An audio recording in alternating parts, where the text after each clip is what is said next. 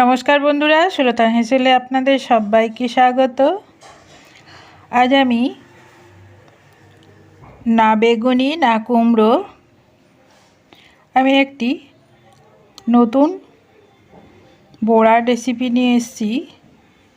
এখানে আমি মুসুর কলাই ভিজিয়ে রেখেছিলাম, সুন্দরভাবে ভিজে গেছে। আধ ঘন্টা ভিজিয়ে রাখলে মুসুর কলাই খুব ভালো ভিজে যায়। তার সাথে আমি 1 ইঞ্চি আদাকে সরু সরু করে কুচিয়ে দিয়ে দিয়েছি। তারপর মিক্সিতে আমি একদম শুকনো শুকনো বেটে নিয়েছি। এর উপরে আমি দিয়ে দিচ্ছি 2 চামচ চালের গুঁড়ি, দিয়ে খুব ভালো করে আমি এখানে এটা মিশিয়ে নেব। আর তার সাথে দিয়ে দিয়েছি নুন। এদিকে কড়াইতে তেল গরম করতে দিয়েছিলাম, তাতে আমি দিয়ে দিচ্ছি শুকনো লঙ্কা। শুকনো লঙ্কাটা একটু মুচমুচে করে ভেজে নেব। ভাজা শুকনো লঙ্কার স্বাদ বা গন্ধই আলাদা।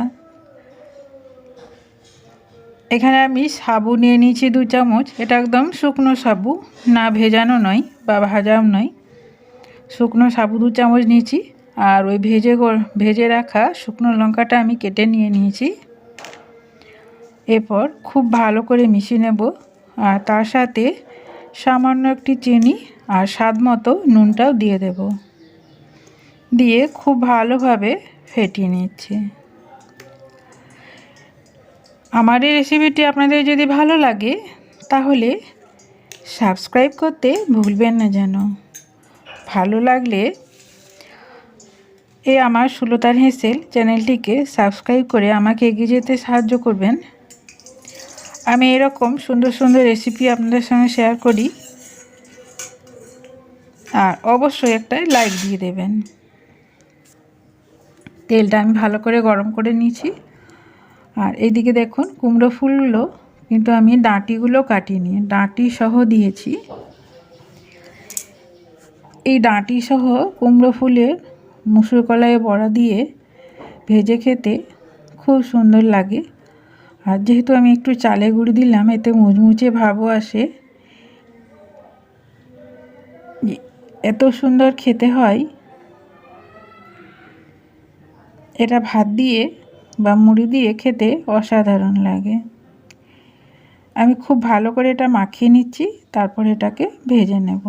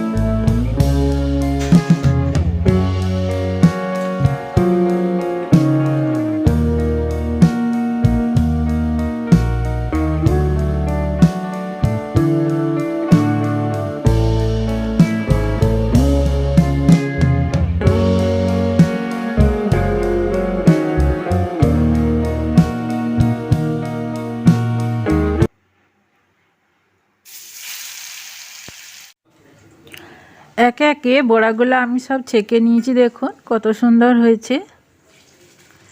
আর এই রকমভাবে কুমড়ো ফুলের বড়া আপনারা কারা কারা বানান কমেন্টে আমাকে জানাবেন।